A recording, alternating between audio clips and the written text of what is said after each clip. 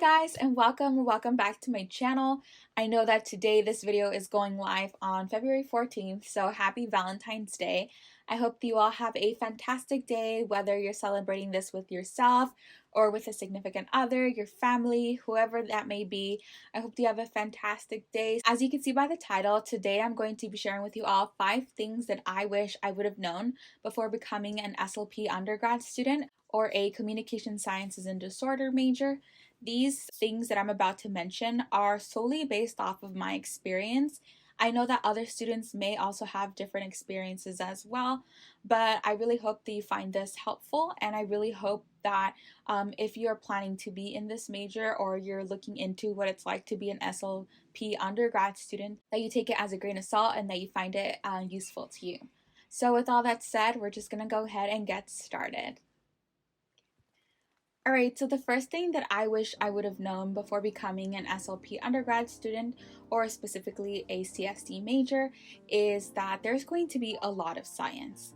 I can see now why it's important to learn all the science, because there's going to be various parts of speech-language pathology where SLPs need to know medical terms if they're going to work in a hospital setting, or if, for example, there's an issue in a child's ability to speak.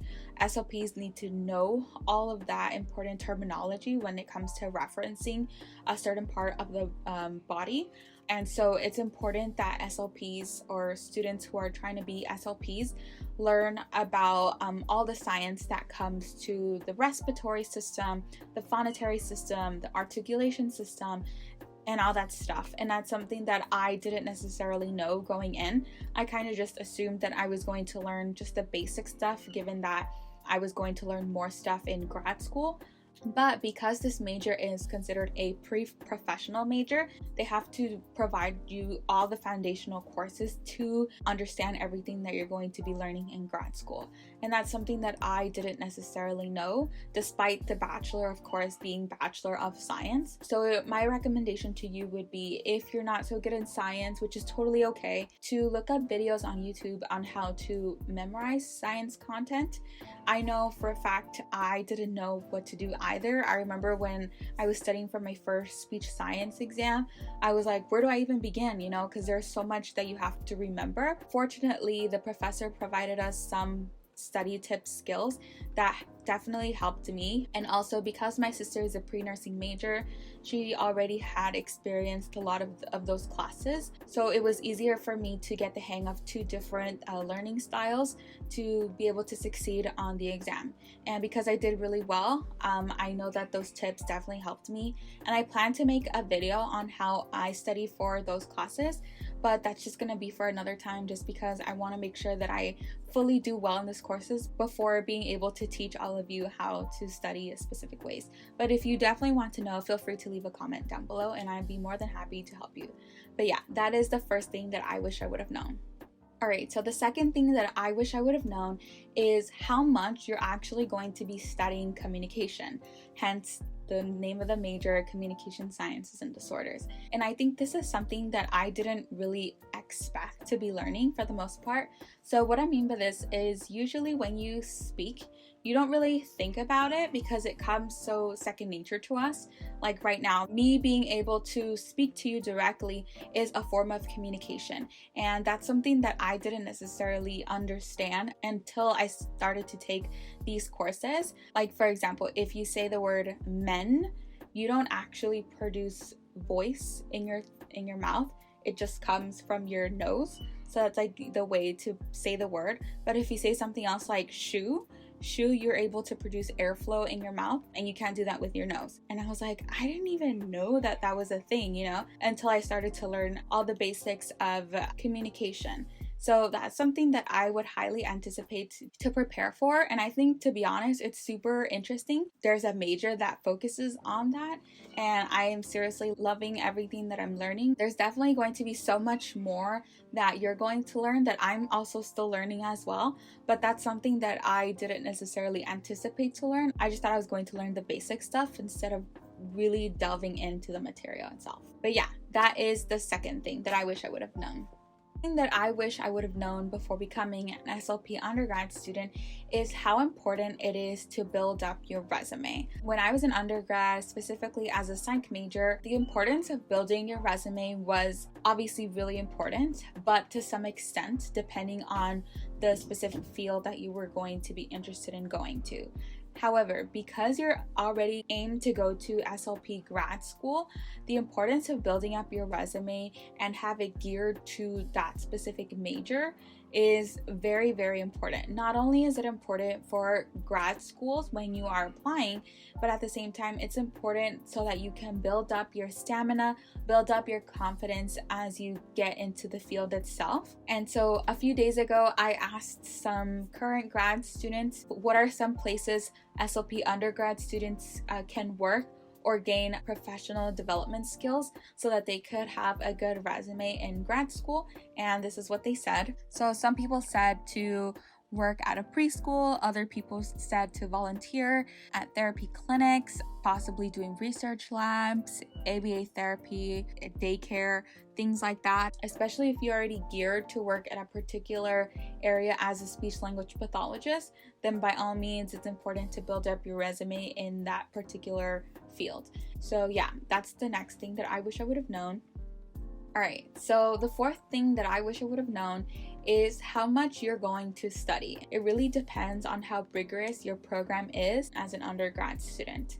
And you're going to have to study so much for your classes to ensure that you can get top grades, because you want to be able to get into grad school, get into the professional field right away, and all that stuff. So if I would suggest to find really good study tips to keep you motivated. Currently right now at Utah State, I am finding that I've had to study so much more than I did at my previous university. That's currently something that I'm still getting the hang of, despite having been an undergrad for 4 years. Studying here is very different than when I did back in my days. So yeah, that's something to keep in mind. Finally, the last thing that I wish I would have known before becoming an SLP undergrad student is how limited my social life is going to be. Now, this definitely varies depending on student and program, of course, but for some reason, I'm having a very hard time finding time to spend with my family members, finding time to spend with my boyfriend. And it definitely has taken a toll on me because I am very used to going out all the time and still doing really good in school. Here, unfortunately, that is not the case because I am having to take more time to focus on my studies rather than going out with my family or like my boyfriend, like I said earlier. And I think that being able to focus on your studies is very important, but at the same time it's very important to also have social interactions for your sanity, if that makes sense. Other students may say otherwise if they've had a better balance at school, but coming from my perspective, that's something that I'm still working on and learning to balance. If there's anyone out there who has any tips on how to balance school, how to balance social life, how to balance literally everything, then please leave them in the comment section down below, because I need to revamp mine given that I don't really know if I'm doing it correctly. So yeah, that is something that you should keep in mind when you become, or if you are, an SLP undergrad student.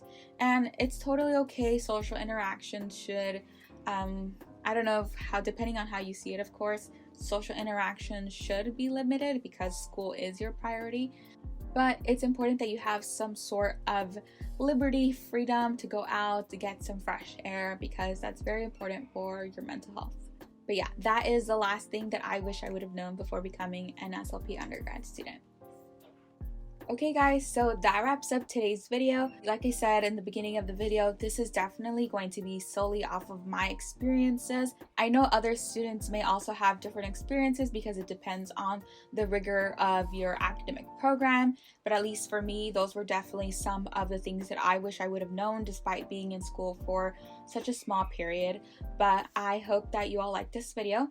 And speaking about that, I cannot even believe that I was able to pass 100 subscribers. I just remembered right now as I'm filming this, But thank you so, so, so much. I believe I checked this morning and I was at 105, which is so, so, so crazy because I really did not think that I was going to grow as fast as I currently am. Because when I first started this channel, I definitely took some time to get subscribers. I remember there was a time when I first was starting my channel where I wasn't growing at all. I think there was like 3 or 4 weeks when I had the same number of subscribers and people were either unsubscribing or subscribing, and as of now I haven't lost any new subscribers, so I cannot thank you enough. Despite being in a pandemic right now, I am sending you all virtual hugs because I seriously am so grateful for all of you, so grateful for being a part of my channel. And with all that said, I will see you all soon, and I hope you have a great rest of your day. Bye guys, take care. It's hard to tell on the surface, but I think you know I'm the one. Just pray